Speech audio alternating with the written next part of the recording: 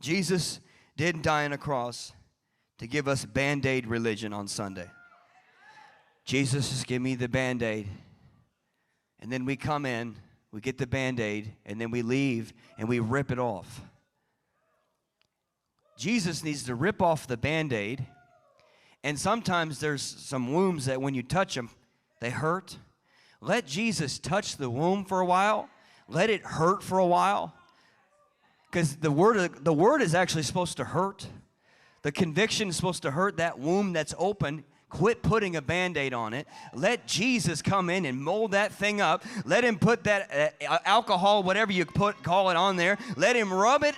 Let him soften it, and before you know it, those wounds are going to be healed. I'm telling you in Jesus' name, the devil has given you some wounds. He's punched you. He's beat you. Life has given you some serious issues. But from this day, the month of June, come on, the month of July, the month of August, September, October, when we're eating Christmas cookies, those wounds that used to affect you, God is coming in and healing all of them.